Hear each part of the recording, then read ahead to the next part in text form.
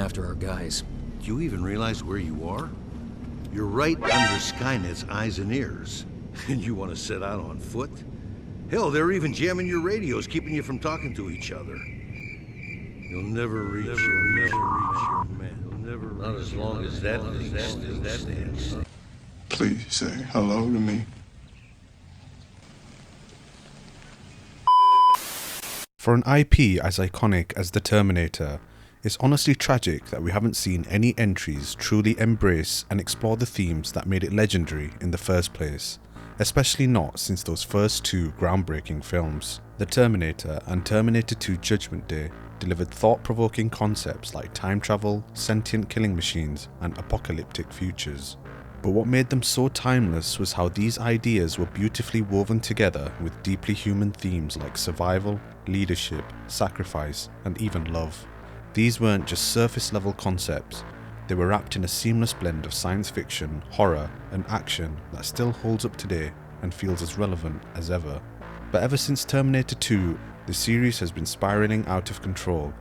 Instead of building on its legacy, it's been stuck in a cycle of bad scripts, questionable creative decisions, and overall poor direction.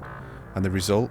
A series that feels like it's been on life support for decades, and never able to recapture the magic or fulfill its staggering potential. That disappointment on the silver screen has unfortunately bled into gaming too, which is all the more tragic when you think about it. Unlike the films, you don't have to worry about how to shoehorn an aging Arnold into the script. Games have the freedom to explore any part of the Terminator timeline. They could dive deeper into the future war, expand on Skynet's rise, or even craft entirely new stories, all in a more immersive, interactive way. This is a universe built on technology, so video games should have been the natural next step for the franchise.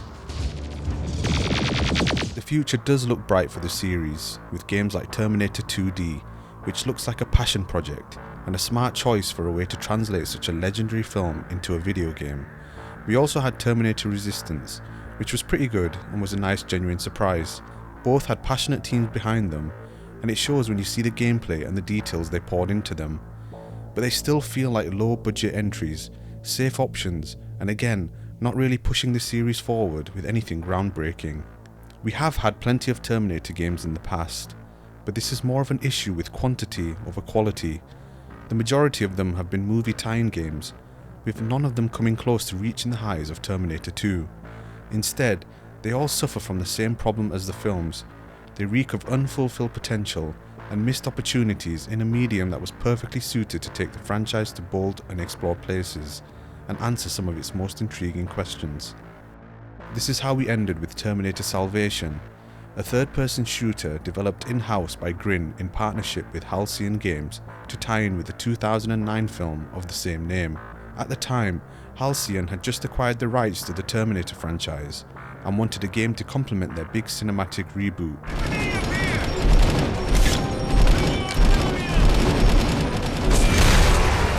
Grin, best known for their work on Wanted Weapons of Fate and the Bionic Commando reboot, were tasked with turning around a fully playable console and PC game in under a year. With such a tight deadline, the project was essentially a classic movie tie-in rush job, leaving little room for polish or innovation, and the result?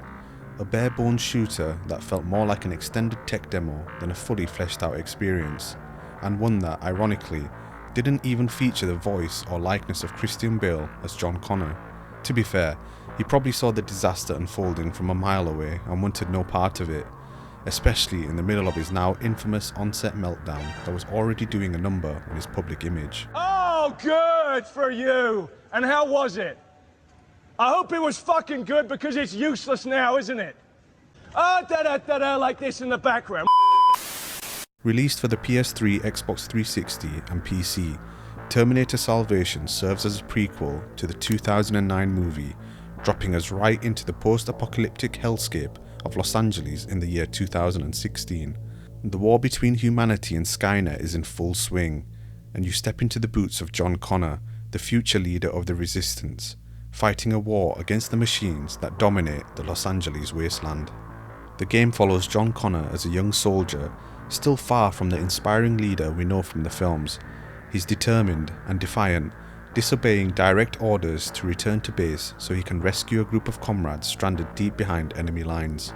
If we leave them behind, we're no better than the machines! Connor, I am ordering you to get on this chopper! Along the way, Connor's relentless drive and willingness to put others before himself start to draw people to his cause, laying the groundwork for the resistance leader he's destined to become. It's a decent setup on paper, but in execution, the narrative feels more like a series of loosely connected skirmishes than a truly emotional journey. It's a simple, straightforward plot with almost zero character development and no real twist to keep you invested. Even worse though, it completely fumbles the chance to offer any meaningful insight into the Terminator universe. Damn! He ain't gonna be in Rush Hour 3. Terminator Salvation is a third-person, cover-based shooter with a handful of on-rails action sequences sprinkled in. The cover system itself is actually well designed. It lets you seamlessly move between positions during combat to flank enemies, with a slick graphic showing you which pieces of cover you can transition to. This cover mechanic is the core of the game, and one enemy type even forces you to shoot it in the back, adding a tiny bit of tactical engagement, but that's about where the depth begins and ends. For the most part, you'll be ducking in and out of cover, mindlessly mowing down the same small handful of enemy types, wasps, spiders and T-600s. The latter are a massive letdown. They have zero menacing presence from the films, and here they're just bullet sponges that soak up rounds until they eventually topple over. The game only lets you carry 2 weapons at a time and a handful of grenades, and honestly the weapon variety is just as uninspired as the enemy roster. 1 assault rifle, 1 LMG, a shotgun, an RPG and a grenade launcher. That's it. Don't expect any futuristic plasma rifles or clever experimental tech. You get nothing. You get nothing! There's just hardly any variety here. You're shooting the same enemies, with the same weapons, in the same looking environments for the entire runtime.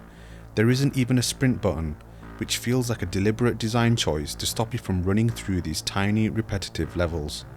You're even forced to backtrack through them on occasion, which doesn't feel like a coincidence either. It's just a lazy way of padding out an already short experience. To mix up the pacing, the game throws in a few on-rails vehicle sections. You'll defend a subway from motorcycles, escort a school bus of survivors in a turret-equipped buggy, and even pilot a massive robot tank to destroy anti-air towers, complete with a classic red Terminator vision filter. The core mechanics are serviceable, but they become stale and repetitive alarmingly fast. What's worse is the game's incredibly short runtime. You can breeze through it in around 3 hours. 3 hours! That's a serious gameplay design flaw. For something so brief and short-lived, you'd expect it to stay fresh and engaging from start to finish, but instead, it somehow manages to feel monotonous even before the credits roll. The visual design doesn't fare much better. Textures are flat and recycled endlessly throughout the levels. Character models look rough, and the pre-rendered cutscenes aren't great, although the opening does show a glimmer of promise. To make matters worse though, the cutscene animations are downright laughable, with stiff robotic movements that could rival the machines themselves. Some characters don't even animate properly, while others awkwardly spin on the spot, and some other animations just look downright laughable. One of the most frustrating things is how gameplay suddenly cuts to black, forcing you into poorly executed cutscenes that kill the flow every time. It feels like the game constantly rips control from your hands at the worst moments. Even during actual gameplay, glitches drag the experience down as characters get stuck on the environment during simple walks, and enemies awkwardly bob up and down in combat, which is yet another reminder of the whole game feeling rough and unfinished. Look at me, I'm trash. The voice acting is equally terrible, with most of the cast clearly phoning it in for a quick paycheck. It's supposed to be set during a brutal war for humanity's survival, yet everyone sounds completely uninterested. There's no sense of urgency, no emotion, and certainly no weight to the performances, which completely kills any chance of the story feeling impactful. We need to change our perspective. He's got a point, Angie. Try and be less negative. Excuse me?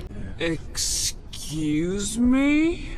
The only exception is Nolan North, who actually puts in a good performance. It's nice to hear him here, even if he can't make up for the rest of the cast sleepwalking through their lines. Hey, you're not Resistance. Who are you? Figured you had more important things to worry about. Don't worry about me, just keep fighting the fight. Don't let them win. But in general though, the sound design is just poor. The only truly memorable moment is when the game leans on nostalgia, blasting the iconic Terminator theme during otherwise dull action sequences. Keep shooting! Unload everything you got! We're trapped! Got our backs against the wall! Here, take this pipe bomb. It'll help.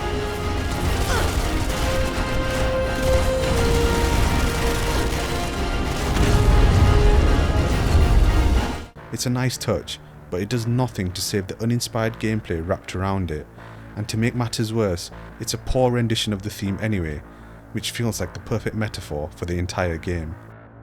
Terminator Salvation isn't the worst game ever made, but it's about as lifeless as the machines it's trying to fight. The painfully short campaign, stale mechanics, and mind-numbingly boring combat make it a massive disappointment, especially when you consider how terrifying and imposing the Terminators are in the films. Instead, it reeks of a rushed movie tie-in with lackluster presentation that makes it completely unworthy of the Terminator name. There's zero replay value, no addictive gameplay loop, and absolutely nothing to keep you coming back. It's vanilla in every sense, and somehow still manages to feel repetitive and dull, even though it barely lasts 3 hours. If you're a die-hard Terminator fan like me, my advice is simple: skip this one. Rewatch one of the earlier films instead. You'll get way more enjoyment, and avoid the headache of this total bore fest. I need a vacation.